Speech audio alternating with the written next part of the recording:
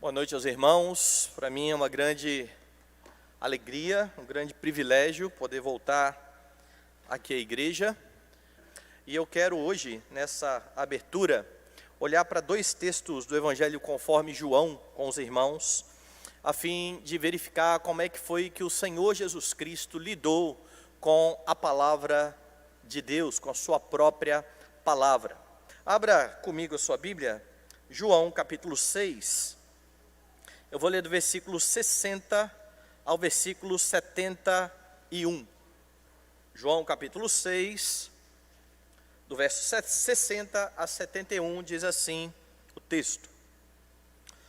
Muitos dos seus discípulos, tendo ouvido tais palavras, disseram: duro é este discurso, quem o pode ouvir? Mas Jesus, sabendo por si mesmo que eles murmuravam a respeito de suas palavras, interpelou-os: isto vos escandaliza? Que será, pois, se virdes o Filho do Homem subir para o lugar onde primeiro estava? O Espírito é o que vivifica, a carne para nada aproveita.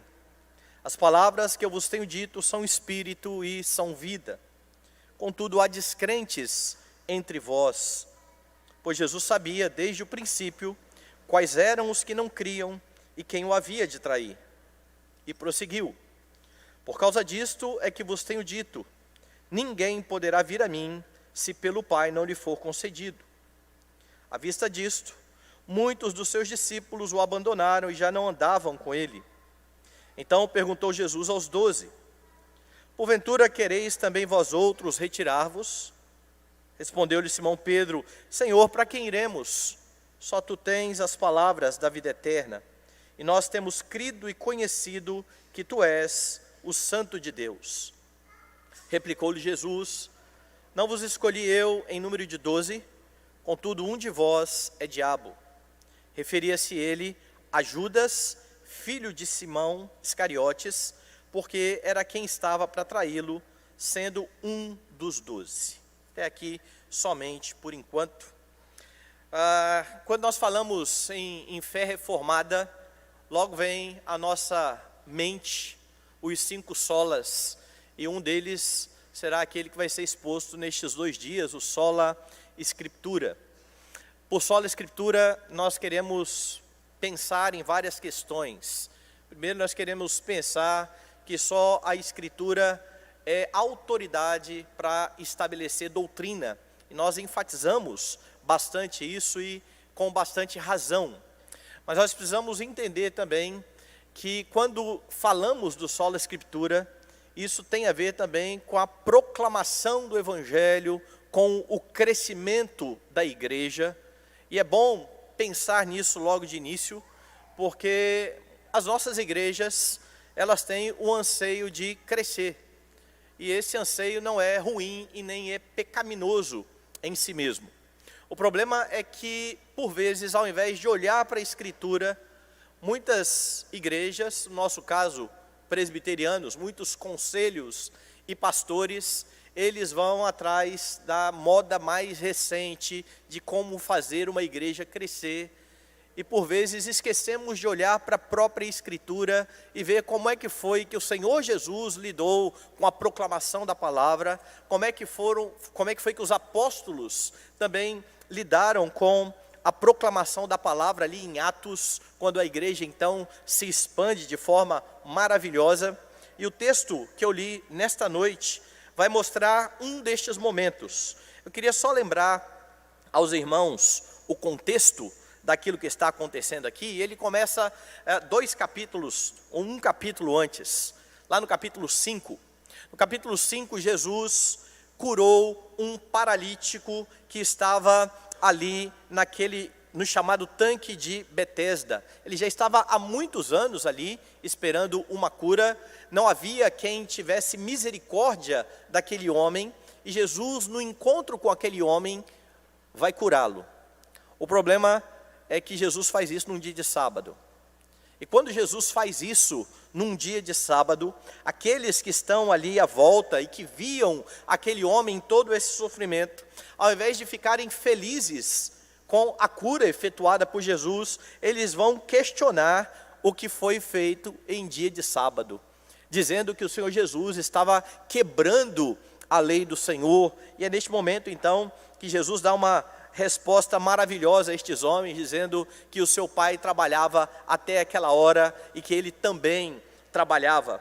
E o texto, no verso 18, vai dizer assim: por isso, pois, os judeus ainda mais procuravam matá-lo, porque não somente violava o sábado, mas também dizia que Deus era o seu próprio pai, fazendo-se igual a Deus.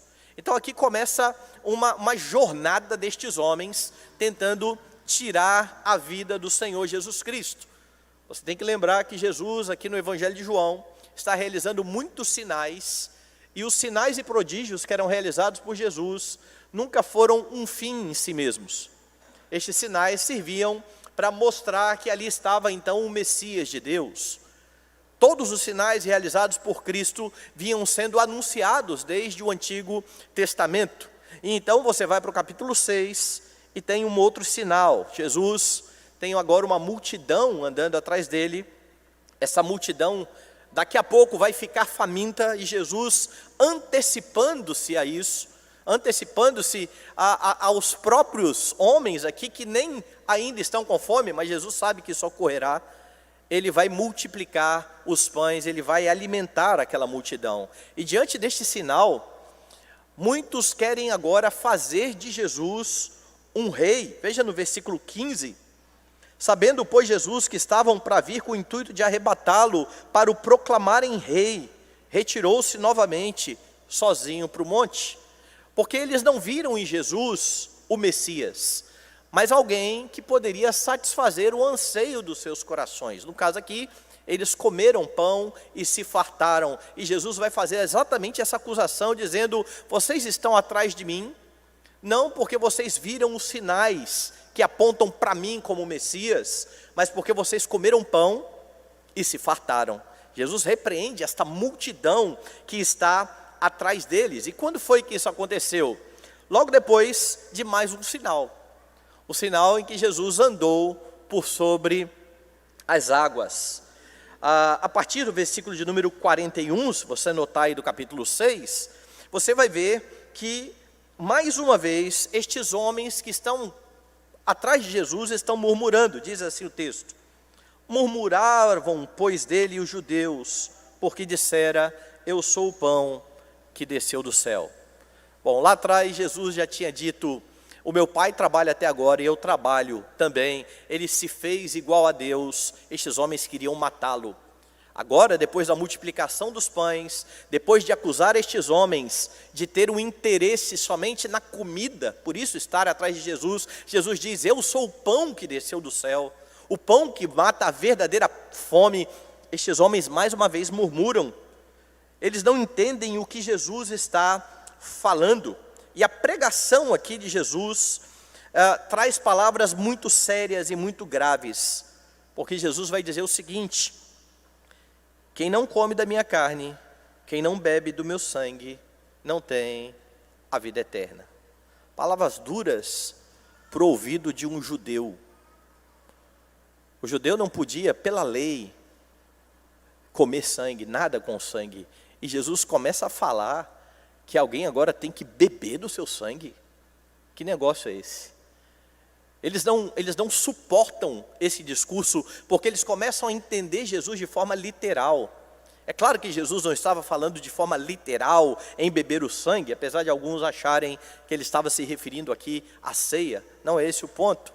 Jesus está falando de um comer e de um beber dele de forma espiritual, se apropriando pela fé do sacrifício que era apontado já no Antigo Testamento, quando dizia que o sangue não poderia ser comido porque ali estava a vida, mas este sangue era derramado sobre o altar para remissão de pecados. Era este o ponto do Senhor Jesus. Mas diante destas palavras graves e solenes, estes que não creem em Jesus, e agora eu peço que você volte lá para o capítulo 6, a partir do verso 60,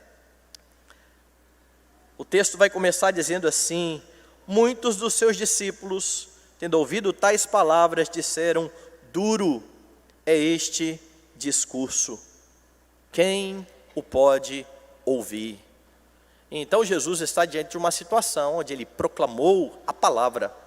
Porque tudo que Jesus está pregando no Novo Testamento não é novidade. Nesse caso, não há novidade no Novo Testamento. Toda a pregação de Cristo é pautada no Antigo Testamento. Se você olhar para o Evangelho de Mateus, para o famoso Sermão do Monte, você tem ali nada mais, nada menos do que uma exposição dos 10 mandamentos. Jesus pregava e falava conforme a Escritura. E o que estes homens estão rejeitando, portanto, é a própria pregação, é a própria palavra de Deus. Porque estes homens não criam em Jesus e agora os seus próprios discípulos, seguidores regulares, estão murmurando. Eles estão rejeitando a pregação. Como é que Jesus se porta diante da rejeição da palavra? Esse é o meu ponto dessa noite.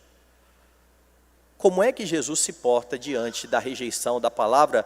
Porque este precisa ser um modelo para as nossas igrejas, para os pregadores, para os conselhos que pensam em crescimento de igreja. Porque todo mundo que prega a palavra, quando a igreja se propõe a proclamar o Evangelho, a primeira coisa que passa pela nossa cabeça é que as pessoas vão crer, vão aceitar. Mas nós sabemos que esta crença na Escritura provém de algo sobrenatural, que é o novo nascimento. A não ser que Deus faça isso, o homem naturalmente irá rejeitar a pregação da palavra. Como é que você lida com isso? Seja você um pastor de igreja, seja você um presbítero, seja você um membro da igreja que está abrindo a Escritura para evangelizar e que se depara com pessoas que estão rejeitando a Escritura. Primeira coisa que você precisa pensar olhando para o texto é que diante da rejeição da palavra, você não deve negociar a mensagem do Evangelho. Então veja de novo aí os versículos iniciais, a partir do 61 agora.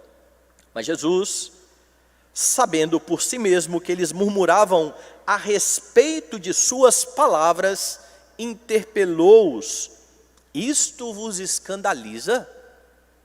Que será, pois, se virdes o Filho do Homem subir para o lugar onde primeiro estava? O Espírito é o que vivifica, a carne para nada aproveita. As palavras que eu vos tenho dito são Espírito e são vida. Contudo, há descrentes entre vós. Pois Jesus sabia desde o princípio quais eram os que não criam e quem o havia de trair. Como eu disse, os discípulos que estão sendo citados aqui no verso 61, muitos dos seus discípulos são aqueles seguidores costumeiros do Senhor Jesus Cristo. Pessoas que viram as suas obras, começaram a acompanhá-lo. Muitos desses atrás do próprio pão. Eles acham o discurso pesado, demasiadamente duro. Duro esse discurso, dura é esta palavra. Eles não gostam nem um pouco daquilo que eles estão ouvindo da parte do Senhor Jesus Cristo, e eles começam então a murmurar diante do Senhor. E essa é a mesma atitude de muitos daqueles que ouvem o Evangelho pela primeira vez. Por uma razão simples: o Evangelho confronta o pecado do homem. Nós sabemos que quando pregamos o Evangelho, nós estamos levando aos homens a boa nova da salvação. Quando os reformadores falavam a respeito do somente a Escritura, é que essa Escritura tem esta mensagem de vida, esta mensagem de salvação. Mas para que o homem compreenda a sua necessidade de Cristo, é necessário tocar naquela ferida que ninguém gosta de ouvir: você é um pecador. O seu estado é de pecado e de miséria. E esse estado de pecado e miséria é também anunciado na própria Escritura. É por isso que ao ouvir a proclamação do Evangelho, os homens naturalmente querem rejeitar, porque eles acham que são bons, porque eles acham que merecem a salvação pelos seus méritos, porque eles começam muitas vezes a se comparar com outros, e ao se comparar com outras pessoas, eles acabam se convencendo que de fato eles são merecedores do favor de Deus. Porque é muito fácil isso, se comparar com outras pessoas. Talvez você já tenha acordado aí naqueles dias em que você se sente meio mal com você mesmo. Sabe qual é a melhor forma de você ficar bem? De forma pecaminosa e longe da Escritura, é claro. Começa a se comparar com outras pessoas. Porque quando você faz isso, automaticamente você torce o juízo para o seu lado. Eu começo a comparar as minhas qualidades com os defeitos de outra pessoa. Então começa a dizer, eu sou muito melhor do que o pastor Tiago, porque eu toco bateria e o pastor Tiago canta mal. Eu nem sei se ele canta mal, viu? Eu não ouvi. Mas você entendeu o nível de comparação? O que tem a ver uma coisa com outra? Eu posso comparar com o pastor Lenieri. Se ele toca bateria, eu toco bateria. Mas se eu me comparar assim, eu vou me ver muito abaixo. Quando eu comparo algo que eu sei fazer com algo que o outro não sabe fazer tão bem, eu me elevo. E as pessoas começam a se ver boas assim. Pô, eu não sou a melhor pessoa do mundo, mas pelo menos eu não sou igual ao meu vizinho, eu não sou igual àquela. E eu começo a achar comparativos. Então, quando eu ouço uma mensagem que diz que eu sou pecador, que eu mereço a ira de Deus, que eu mereço o inferno, eu não quero ouvir, eu rejeito. Porque a mensagem do Evangelho, naturalmente, será rejeitada pelos pecadores. É por isso que muitos crentes saem da igreja após os domingos, dizendo assim, poxa, pastor bateu hoje, hein? Não precisava bater tanto assim. Trabalhei a semana toda, vim cansado para a igreja, para ouvir um sermão duro desse. Não tem crente que murmura a semelhança destes homens aqui? E sai da igreja, aqui da terceira igreja de Colatina, dizendo, duro esse discurso. Quem é que pode ouvir? E essa é uma tentação, irmãos, para qualquer pregador. Porque diante desta rejeição, muitos têm baixado o nível da mensagem. Se não é isto que você quer ouvir, eu vou mudar a pregação, eu vou mudar o sermão. Mas Jesus está sendo apresentado aqui como aquele que conhece os corações. E veja então o que ele pergunta para estes homens. Versículo 61. Sabendo que eles murmuravam a respeito das suas palavras, ele pergunta, vocês estão escandalizados? As minhas palavras escandalizam a vocês? E a palavra escandalizar aqui significa literalmente fazer cair numa armadilha. Aquilo que eu estou falando está servindo para que vocês tropecem? Vocês acham que as minhas palavras estão levando vocês ao engano, ao erro? Veja, eles estão murmurando porque eles entenderam literalmente que eles deveriam beber o sangue e comer da carne de Cristo. E Jesus não amacia a mensagem. Veja o que Jesus faz em seguida. Que será, pois, se virdes o Filho do Homem subir para o lugar onde primeiro estava? Se vocês estão escandalizados por dizer que vocês precisam se apropriar daquilo que eu vou fazer pela fé, que vocês precisam comer da minha carne e beber do meu sangue, o que vocês vão dizer quando me virem subir para o Pai? Eles já estavam amargurados por Jesus ter se comparado ao Pai lá atrás. Jesus estava quase sendo visto aqui como um blasfemo. O meu Pai trabalha, eu trabalho também. Mas Jesus não muda o tom da sua mensagem. E por que ele faz isso? Veja no versículo seguinte, ele vai dizer assim, o Espírito é o que vivifica. A carne para nada aproveita. As palavras que eu vos tenho dito são espírito e são vida. Contudo, há descrentes entre vós. Pois Jesus sabia desde o princípio quais eram os que não criam e quem o haveria de trair. Jesus agora está dizendo, eu não estou falando de forma literal. As palavras que eu estou dizendo para vocês são espírito e são vida. Vocês estão levando tudo para o campo literal. Não é desta forma que vocês precisam compreender. Agora, crer naquilo que Jesus estava dizendo. é que traria a estes homens a verdadeira vida. Mas ele diz, mas há descrentes entre vocês, há muitos entre vocês que não creem nas minhas palavras. Jesus agora os acusa de incredulidade. E é claro, João vai informar os seus leitores que Jesus faz isso, pois é onisciente. Ele já sabia quem eram os descrentes. Então eu enfatizo, a rejeição da mensagem, a rejeição da palavra, da escritura, não pode levar a igreja a negociar a mensagem do evangelho. O evangelho precisa ser proclamado tal como ele é. A palavra precisa ser proclamada tal como o Senhor a inspirou. É interessante que Paulo vai dizer isso em uma das suas cartas, né? Eu nunca deixei de anunciar a vocês nenhum desígnio de Deus. Mas eu já vi pessoas dizendo assim, pastor, domingo eu vou levar visitantes na igreja, cuidado com o que o senhor vai falar, viu? Veja bem, eles são do grupo religioso tal, ou do grupo, não fale mal, pregue uma mensagem para ele gostar. Não é isso que Jesus está fazendo aqui. Jesus está anunciando aquilo que o Antigo Testamento vinha revelando. E sempre haverá, meus irmãos, aqueles que não irão crer. Na verdade, como eu já disse, se Deus não operar o milagre do novo nascimento, essa é a reação que nós devemos naturalmente esperar. E é por isso que Paulo disse que aprouve a Deus salvar os que creem pela loucura da pregação. Porque é assim que pessoas que não creem em Jesus veem o evangelho e veem a palavra de Deus. Isso é uma loucura. Nós é que precisamos vê-la como poder de Deus, sabedoria de Deus.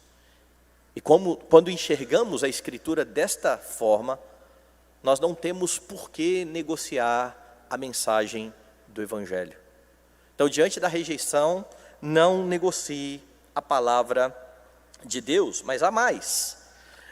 Diante da rejeição da palavra de Deus, da pregação da palavra de Deus, você não deve se preocupar primeiramente com os números. Veja o que está acontecendo a partir do verso 66. À vista disso, muitos dos seus discípulos o abandonaram e já não andavam com ele. Então, perguntou Jesus aos 12, porventura quereis também vós outros retirar-vos? Então perceba o que está acontecendo agora. Como eu disse lá no início, uma das grandes preocupações das igrejas é com o crescimento. Pregamos o evangelho e queremos ver a igreja crescer. Queremos ver novos convertidos. Muitos querem apresentar um bom relatório no final do ano para o presbitério. Como é que vai ser o meu relatório de crescimento? Certo?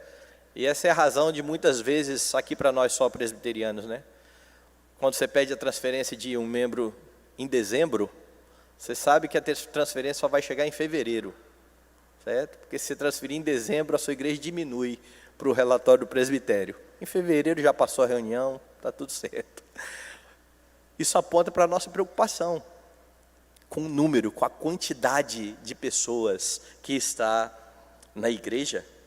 E essa preocupação tem levado muitas pessoas também a negociar a mensagem. E nós já vimos que Jesus não fez isso. Jesus não estava a fim de negociar a mensagem, porque ele não estava preocupado com o número de seguidores. Dê uma olhada no verso 66. Muitos dos seus discípulos o abandonavam e já não andavam com ele. Ou seja, houve uma debandada desses que estavam mais frequentemente andando com o Senhor Jesus Cristo. E isso aconteceu depois da acusação de Jesus. Há descrentes entre vocês. Depois da palavra dura do Senhor Jesus Cristo. E meus irmãos, o que João está descrevendo aqui, talvez seja um dos maiores pesadelos de pastores e conselhos. Eu não sei se as igrejas que estão representadas aqui já passaram por períodos onde grupos de pessoas deixaram as igrejas. Ninguém gosta de ver isso. Nós não queremos ver os membros indo embora. Nós queremos ver as pessoas vindo para a igreja. mas uma família foi embora, outra família saiu da igreja. Eu me lembro quando eu cheguei na Praia do Canto, por outras razões que não a pregação da palavra, a igreja devia ter umas 35 ou 40 pessoas, mais ou menos, o Gerson vai lembrar, o pastor Gerson era lá do presbitério na época, e de repente começou a mudar gente de estado. Então mudou 2 famílias para São Paulo, mudou uma família para o Rio de Janeiro, eu falei, vai acabar. E é desesperador você ver uma igreja que já é pequena, tendo os membros indo embora, esses por razão de mudança.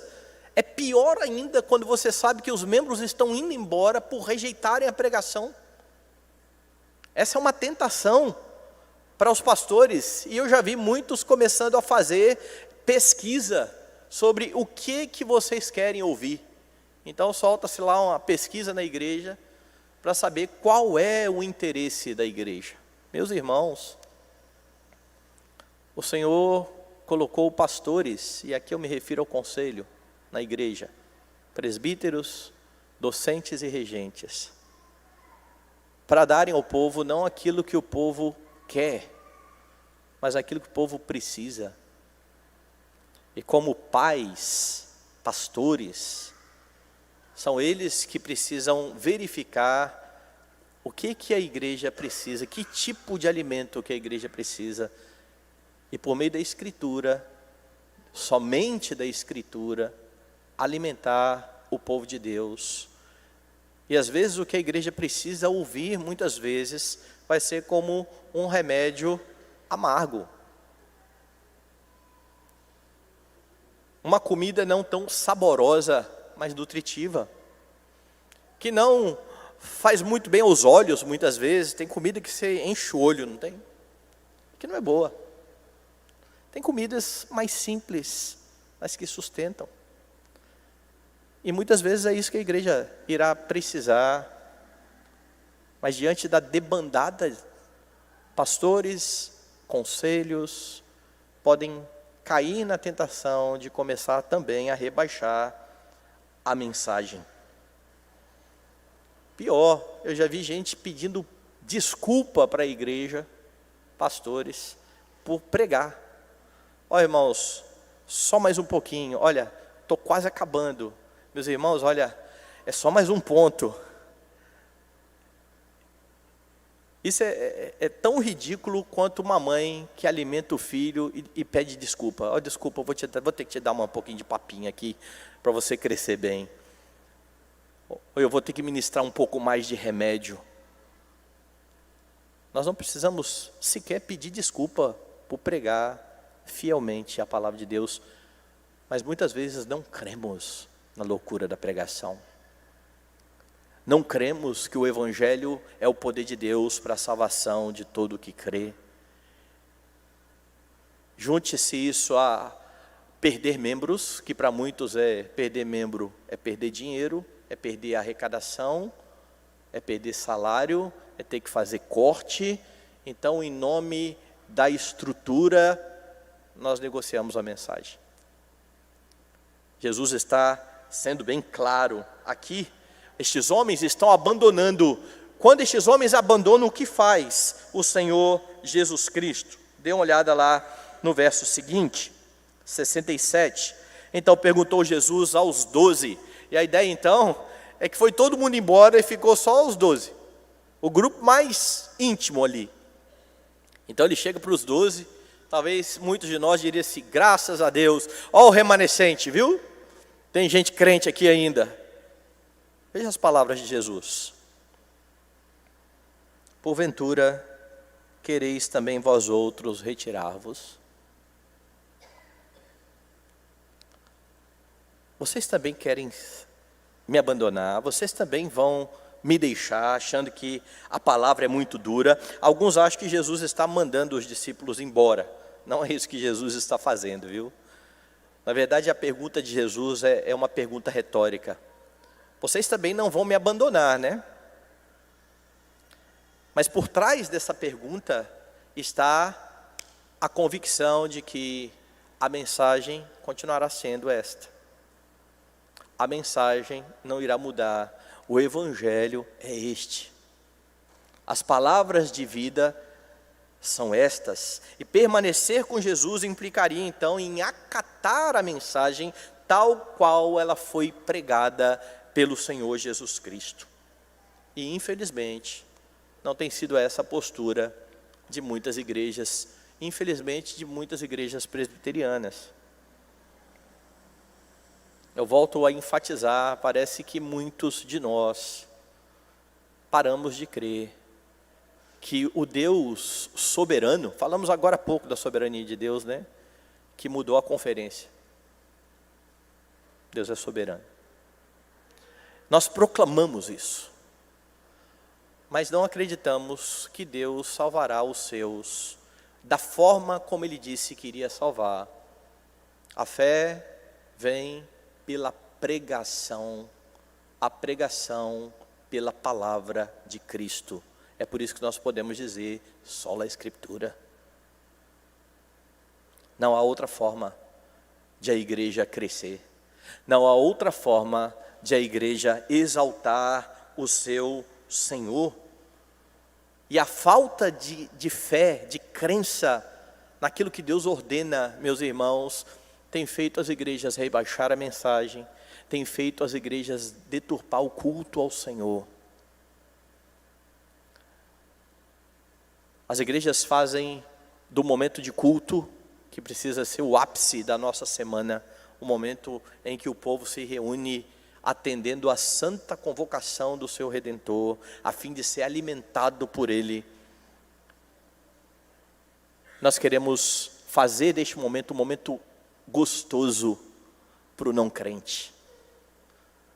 E aí o não crente vai à igreja, vai no outro domingo, e ele gosta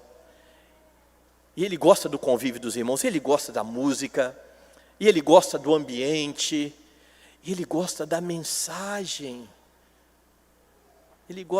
mas ele não muda de vida. Vocês devem conhecer um pastor famoso, cabelos grisalhos. Você não lembra muito do que ele prega do Evangelho, mas você ri muito com aquilo que ele fala. E a quantidade de não crente que compartilha mensagens do tal pastor não está no gibi. E eu fico a me perguntar, por que tanto não crente compartilha mensagem de um pastor e não muda de vida e permanece do jeito e diz, eu gosto muito desse pastor. Meus irmãos, o Senhor da glória está pregando e os homens não estão se agradando da sua mensagem, porque o homem natural irá rejeitar a mensagem de santidade da Escritura. Há algo muito estranho que deveria fazer, no mínimo, os crentes ligarem o alerta quando um pastor ganha a mídia dessa forma e os não crentes começam a se agradar dele dessa forma. Porque se não crentes estão se agradando da mensagem, essa mensagem não agrada o Senhor da igreja. Porque ela não parte da Escritura. A fidelidade da igreja, ela não é vista pelo número de membros. A fidelidade da igreja é vista na sua proclamação fiel do Evangelho, da Escritura, tal qual o Senhor revelou. Quer dizer que a gente não se preocupa com o número? Não, não é isso não. Dê uma olhada no texto e você vai ver que diante da rejeição da palavra de Deus, você precisa confiar no agir do Senhor. Dê uma olhada no verso 65, em princípio. E prosseguiu, por causa disto é que vos tenho dito, ninguém poderá vir a mim, se pelo Pai não lhe for concedido. Por qual razão Jesus nem muda a mensagem do Evangelho, e nem se preocupa primeiramente com os números? Por causa da convicção que aqui está. Jesus está dizendo, olha, não é pela pregação somente, pelo chamado externo somente, ninguém virá, se pelo Pai não for concedido. O que Jesus está mostrando aqui, meus irmãos, é que a salvação é obra da maravilhosa graça do Senhor, que opera quando quer e na hora que quer. É lógico, opera pela pregação fiel, mas quando quer. Porque pode ser que a pregação seja fiel e as pessoas rejeitem. Eu falei dia desses no presbitério, exatamente nesse texto, e eu dizia que eu creio que isso está aqui na Bíblia para consolo de muitos pastores. Porque quem está sendo rejeitado em sua mensagem é nada mais, nada menos que o melhor pregador que já pisou nessa terra. E que tem plena convicção que a proclamação fiel da palavra tem que ser acompanhada pelo chamado interno do Espírito. Só vai a Ele quem o Pai quer que vá. Essa precisa ser a confiança da igreja. Agora, Jesus não está falando novidade. Se você voltar aí no versículo 37, ele já tinha dito isso. Todo aquele que o Pai me dá, esse virá a mim, e o que vem a mim, de modo nenhum o lançarei fora. No verso 44, não que alguém tenha visto o Pai, salvo aquele que vem de Deus, este o tem visto. Desculpa, eu li 46, é o 44. Ninguém pode vir a mim, se o Pai que me enviou não o trouxer, e eu o ressuscitarei no último dia. Jesus vem falando isso, enfatizando isso o tempo todo. E agora, mais uma vez, ele está falando isso diante da murmuração destes homens que estão dizendo: esse discurso é muito duro, ninguém pode ouvir. Olha, vocês não vão ouvir, se o Pai não conceder isso. Então, não desanime ao ver pessoas rejeitando a proclamação do Evangelho. Não desanime ao ver irmãos da igreja que já são crentes duros quanto à mensagem do Evangelho. Aqueles mesmos que saem daqui domingo reclamando que o pastor Tiago pegou muito pesado. Porque por vezes isso desanima os pastores. Não é possível que eu já estou há tanto tempo pregando e tem gente ainda que não entendeu essa operação do Espírito de Deus. Isso significa então que as pessoas estão desculpadas? Não, elas são culpadas. A Escritura, que mostra que Deus é soberano, mostra que os ouvintes são responsáveis. É por isso que você tem exortações como hoje: se ouvirdes a voz, não endureçais o vosso coração. Mas pregue com fidelidade a palavra do Senhor.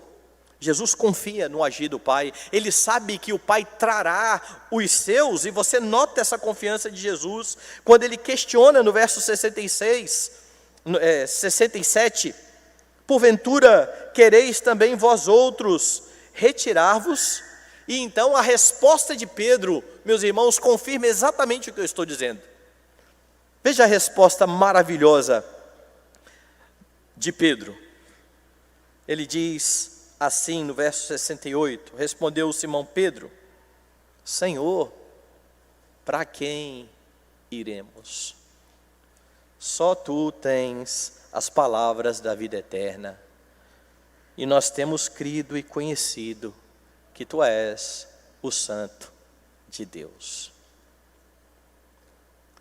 Se você lembrar dos sinóticos, você vai lembrar de um momento em que Jesus diz assim: o que as pessoas estão dizendo a respeito de mim?